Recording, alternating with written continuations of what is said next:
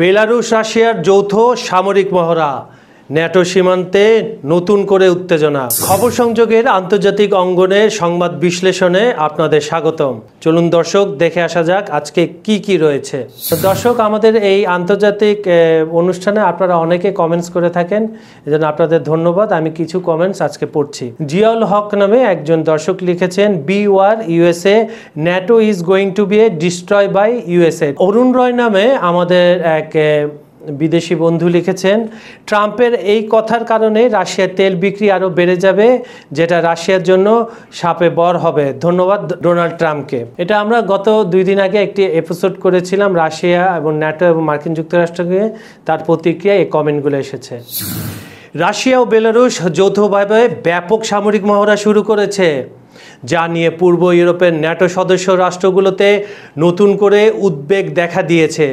যদিও মস্কো ও মিনস্ক জোর দিয়ে বলছে মহড়াটি সম্পূর্ণ প্রতিরক্ষামূলক এবং পশ্চিমা দেশগুলোর নিরাপত্তা নিয়ে যে উদ্বেগ প্রকাশ করেছে তা একেবারে ভিত্তিহীন।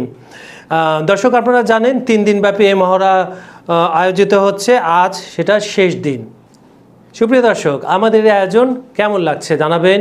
এই অনুষ্ঠান নিয়ে কোনো পরামর্শ থাকলে কমেন্টে জানান। আপনাদের পরামর্শ নিয়েই আমরা এই অনুষ্ঠানটা আরও সুন্দরভাবে সাজাতে চাই। রাশিয়ার উন্নত অস্ত্র প্রদর্শনের পাশাপাশি মহড়ায় প্রায় 7,000 সেনা অংশ নেয়, এর মধ্যে 6,000 বেলারুশের সৈন্য। মহড়ায় অংশ হিসাবে রাশিয়ার পারমাণবিক সাবমেরিন আর্কানগেলস থেকে বারেন্টস সাগরে পানির নিচ থেকে একটি ক্যালিব্রো ক্ষেপণাস্ত্র নিক্ষেপ করা হয়।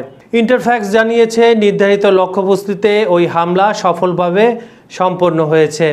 মহড়াটির নাম জাপাদ, যা মূলত সম্ভাব্য আক্রমণের বিরুদ্ধে প্রতিরক্ষামূলক প্রতিক্রিয়া অনুশীলন হিসাবে বর্ণনা করেছে রাশিয়া ও বেলারুশ।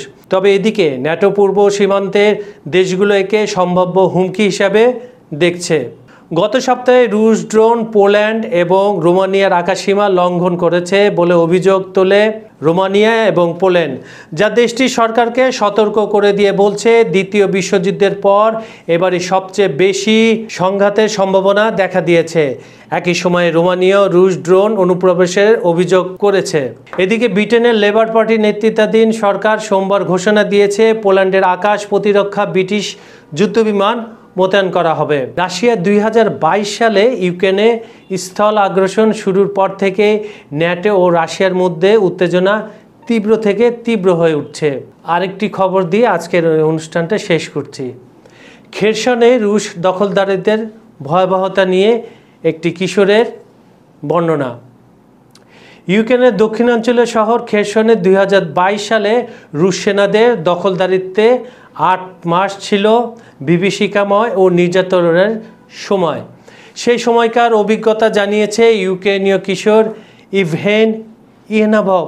মাত্র 13 বছর বয়সে তিনি মাকে হারান। রুশ বাহিনী কয়েক মাস পর 6 অক্টোবর 2022-এ ইউক্রেনীয় বাহিনীর এক ভুল নির্দেশিত ক্ষেপণাস্ত্র আঘাত করে একটি মিনিবাসে। তাতে নিহত হন তার মা তামারা। একই দিনে তার ভাইকে জোরপূর্বক নিয়ে যাওয়া হয় রাশিয়ার এক শিবিরে। বর্তমানে 16 বছর বয়সী ইয়ানতভ মাইকেলভ শহরে বসবাস করছেন।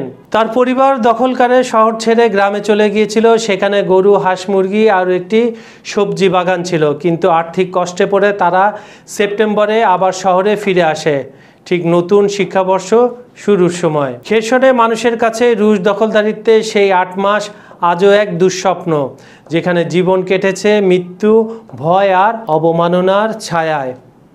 এই ছিল এই যুবকের অভিযোগ। সুপ্রিয় দর্শক, আজকের এই অনুষ্ঠানটি আপনাদের কেমন লেগেছে আমাদের কমেন্টে জানান। আমাদের চ্যানেলটি সাবস্ক্রাইব করে রাখুন। আজ বিদায় নিচ্ছি, কাল আবার দেখা হবে। সবাই সুস্থ থাকবেন, ভালো থাকবেন। ধন্যবাদ।